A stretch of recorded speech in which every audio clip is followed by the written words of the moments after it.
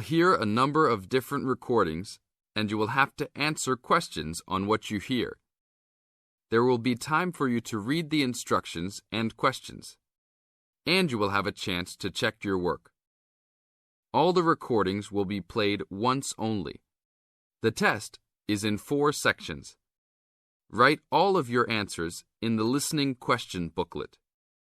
At the end of the real test, you will be given 10 minutes to transfer your answers to an answer sheet.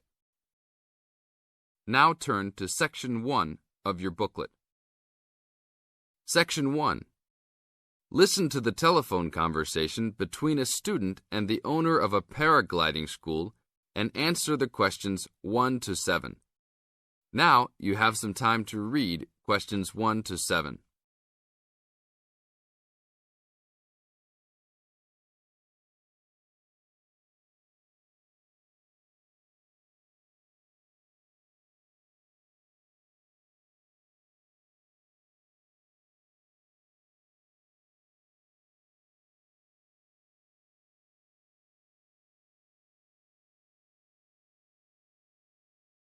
Hello, Paraglider's Paradise. How can I help you? Oh, hi. I'm interested in doing a course in paragliding. Which course are you interested in? Well, I'm not sure. What's available?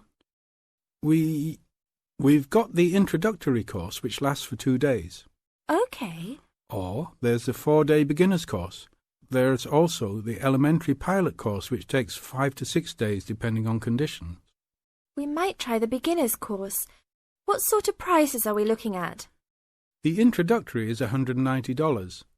The beginner's course, which is what you'd probably be looking at, is $320.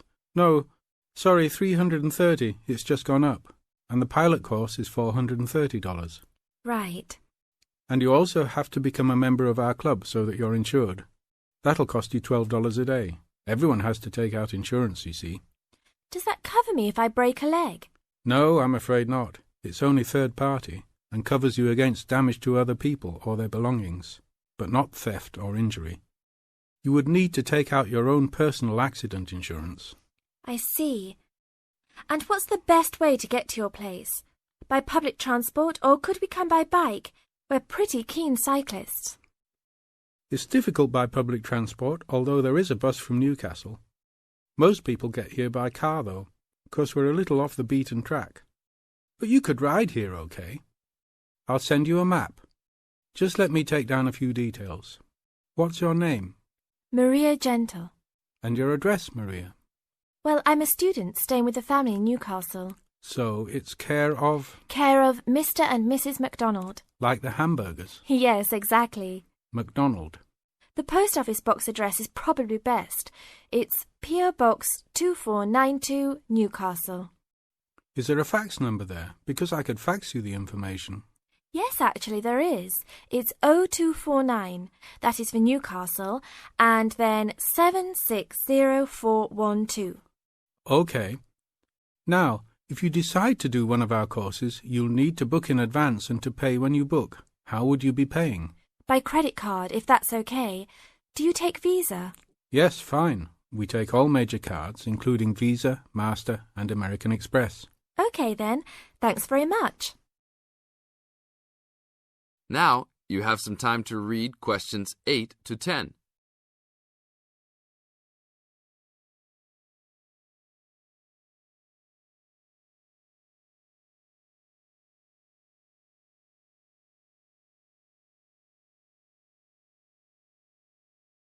As the conversation continues, answer questions 8 to 10.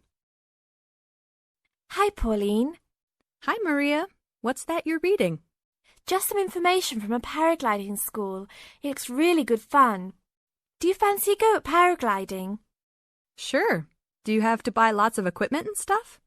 Not really. The school provides the equipment, but we'd have to take a few things along. Such as? Well, it says here, clothes wear stout boots, so no sneakers or sandals, I suppose. And clothes suitable for an active day in the hills, preferably a long-sleeve T-shirt. That's probably in case you land in the stinging nettles. It also says we should bring a packed lunch. We do not recommend soft drinks or flasks of coffee. Water is really the best thing to drink. We'd also need to bring suntan lotion and something to protect your head from the sun. Okay, that sounds reasonable. And where would we stay? Well, look, they seem to operate a campsite too, because it says here that it's only $10 a day to pitch a tent. That'd be fine, wouldn't it? And that way we'd save quite a bit because even a cheap hotel would cost money. Or perhaps we could stay in a bed and breakfast nearby. It gives a couple of names here we could ring. I think I might prefer that. Hotels and youth hostels would all be miles away from the farm, and I don't fancy a caravan. No, I agree. But let's take a tent and pray for good weather. Okay, let's do it. What about next weekend? No, I can't. I'm going on a geography field trip. And then it's the weekend before exams, and I really need to study. Okay then. Let's make it the one after the exams. Fine. We'll need a break by then. Can you ring and... This is the end of Section 1. You now have half a minute to check your answers.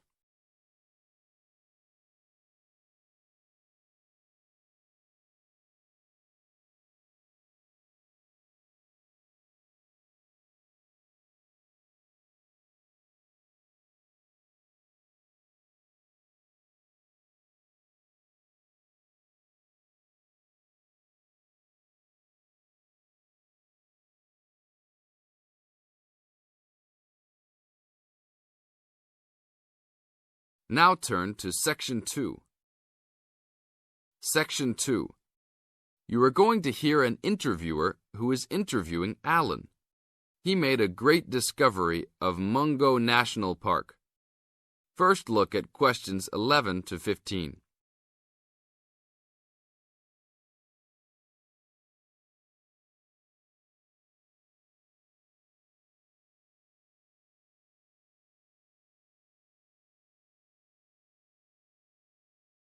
As you listen to the first part of the interview, answer questions 11 to 15. An event occurred in 1996 over a period of 3 days that attracted considerable attention at the time and led to a new find in MUNGO National Park, which is the focal point of the Willandra Lakes World Heritage Area in New South Wales, Australia. I talked to Alan Moore, the organizer of this trip, about his experience. Alan, what was the purpose of your trip? Well, as you know, I love the outback and lead tours of people wanting to go into more remote parts of the country. However, I thought it was time for me too to have a holiday. So I packed up my family and we went to MUNGO National Park. Why did you choose this location? It holds a record of Aboriginal life stretching back over 40,000 years. And of course, I wanted my young kids to be amazed by the main feature of the park, the remarkable Walls of China, as they're called, where wind and water erosion have exposed this long history. I see. What was the weather like? It was unusual for that time of year. The rain was just one continual downpour after another. We were always soaked to the skin. So we decided to cut our holiday short and only stayed 3 days in the end. However, it was eventful. The obvious problem was to get back to the nearest town, a small place called Burunga. But the dirt roads out there are always impassable after rain, so we settled down for a long, wet wait in the park. We didn't really mind because the scenery was so interesting. However, the kids wandered away without our noticing, and eventually we realized they must be lost. So we used our two-way radio to contact the park rangers and the police, and a helicopter was sent. Luckily, the kids were found within a few hours, but they'd made an important discovery. Now look at questions 16 to 20.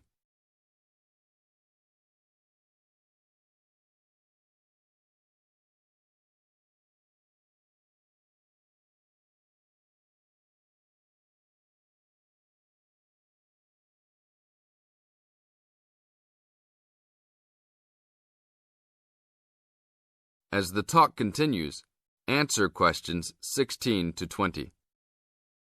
So, the trip was also eventful for another reason, wasn't it? Yes. They led us to some ancient Aboriginal art. The kids had taken shelter in a very small, low cave that was difficult to see from the outside.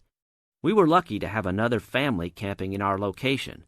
When they heard us calling the kids, they immediately helped us search for them, and as the hours went by, they also provided us with much-needed support and encouragement. We really appreciated their help, and as we were already soaked through after looking for the kids for a couple of hours, they even made sure we had enough dry clothes to wear. The park ranger managed to get through to us to lead the search, and when the helicopter pilot notified us by two-way radio that he'd seen the children but was unable to land nearby, we were able to eventually find them very excited about what was in their little cave. And what did you think of their cave? Well, after squeezing in, I must say I was impressed, and managed to take a few photos of it before we left. There were many faint markings and dots on the wall. It was difficult to tell what they represented because they were so small, but people from the museum who have since visited there said the markings were similar to some other findings in the area, and later confirmed they were very old. Although it's now a protected site, the children like to call it their cave, and are allowed to visit it when a ranger can go with them. Thank you, Alan. If you go to MUNGO National Park, you can see the entrance to the cave and some of Alan's photos at the ranger's station. Alan continues to lead tour groups in the outback, and if you want further information... This is the end of Section 2. Now you have half a minute to check your answers.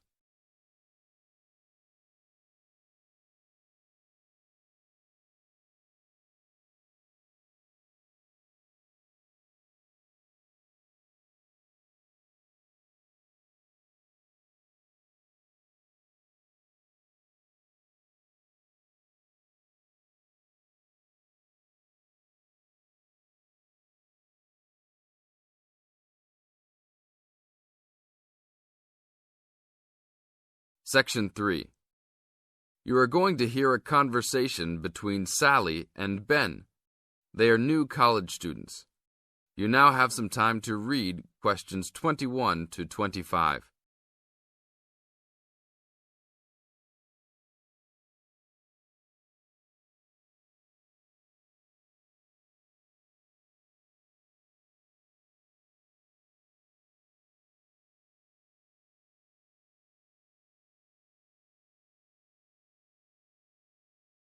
Now, listen to the first part of the conversation and answer questions 21 to 25. Hi, Ben. Sally. How are you? Fine. I wondered if I'd run into you. When did you get here? I only arrived last night, just in time. I prefer to travel on Sundays to miss the working rush. I suppose you arrived in plenty of time. Oh, I've been here for 4 days now, so it must have been Thursday that I arrived. I like to have a good chance to look around and settle in. I should have come earlier too. I'm hoping to get a part-time job. Well, you've no time today, I suppose. Do you still plan to be an architect? Yes, it's what I've always wanted to do. And you were planning to do economics, weren't you? Yes, I was, but now I've decided on psychology instead. How many textbooks do you have to get? I've been given this long list, and I'm sure they'll cost a fortune. See? That looks a lot. It's longer than my list. Well, it's 14 all told. So I might use library copies instead of buying some of them. What about you? I'll probably buy the whole lot of mine because I only have 5 on my list, although I'm sure there are many more I'll have to read. Luckily, we don't have to read them all straight away. Have you got your class timetable yet? It came with the book list. When do your lectures start? Tuesday. That's tomorrow. How about yours? Oh, I've got an extra day, the day after yours start. Now you have some time to read questions 26 to 30.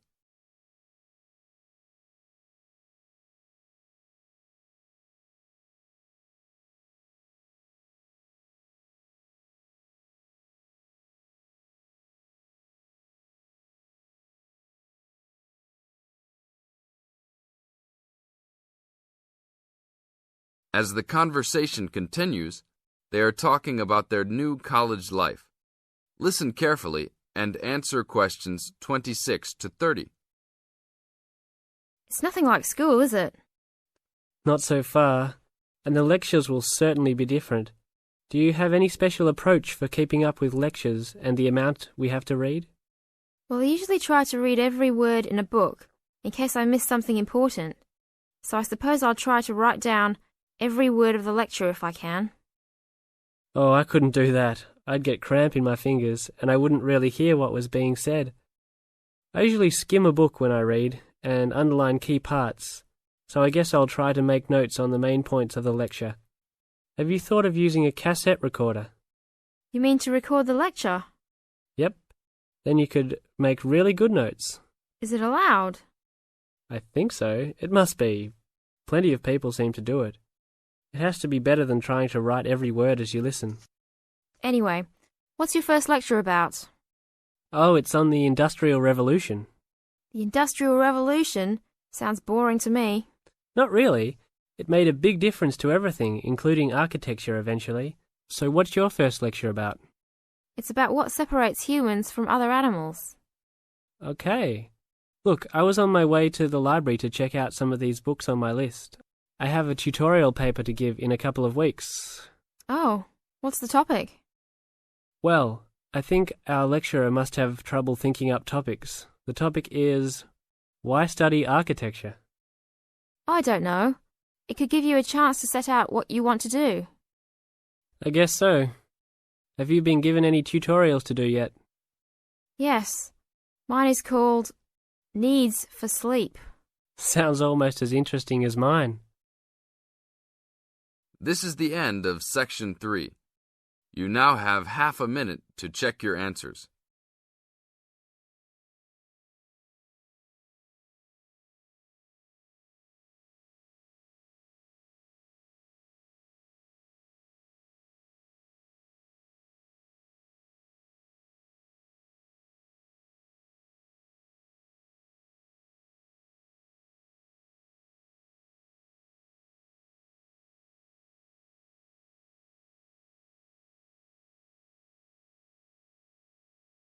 Now turn to Section 4.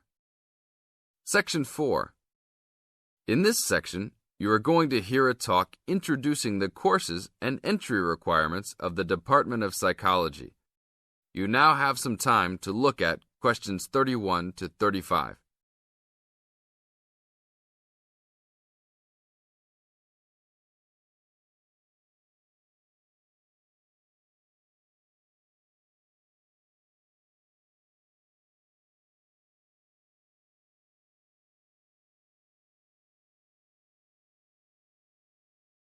Now listen to the first part of the talk and answer questions 31 to 35. Good morning and welcome to the Department of Psychology's Information Day for new and intending students.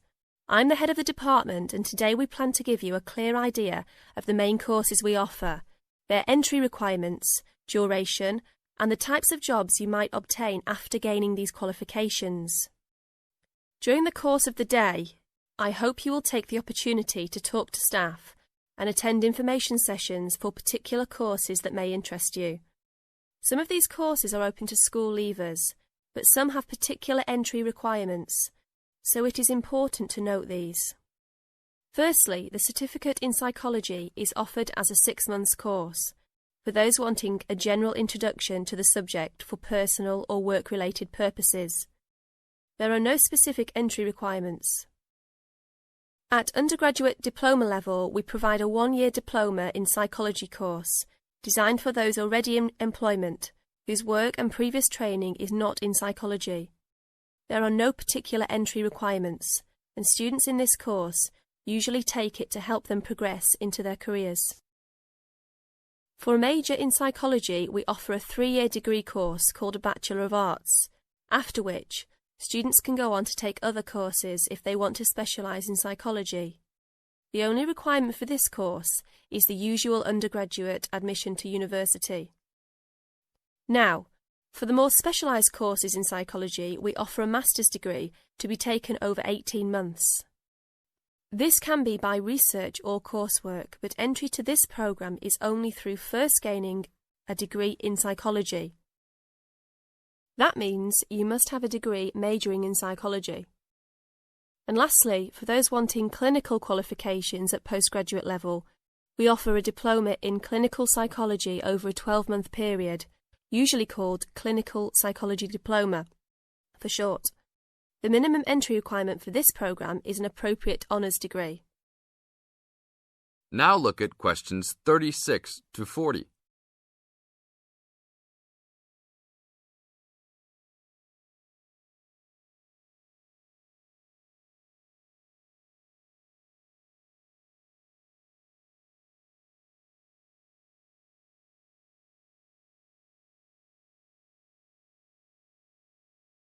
Listen carefully and answer questions 36 to 40.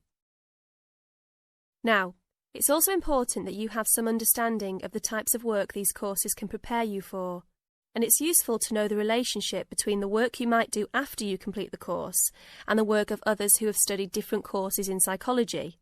As I said before, the certificate in psychology is for personal interest or possibly for work-related purposes, but doesn't qualify you in any particular way. Our students in this course can range from women who have stopped work to care for their children and the children have now commenced school, to the support staff in a specialised publishing company. They really vary a lot. The undergraduate diploma usually attracts people working in offices such as banks or in some government departments. If you gain a degree with a major in psychology, again, you are not professionally trained, but this could enable you to undertake further training to obtain professional qualifications, or it might just be part of a first degree that will help you to get a good job that doesn't require particular specialisation at that stage. After completing a master's degree, you would expect to have some specialisation, perhaps in research or on a particular aspect of psychology, such as child development. For those who also have a clinical diploma, there are a wide range of jobs available. Some focus on helping people with personal adjustment or family problems. Others might concentrate more on using psychological tests, or perhaps working in particular institutions, such as those for the mentally ill, or in prisons. There are many other job opportunities, so if you are interested to discuss possibilities with any of the staff today. This is the end of Section 4. You now have half a minute to check your answers.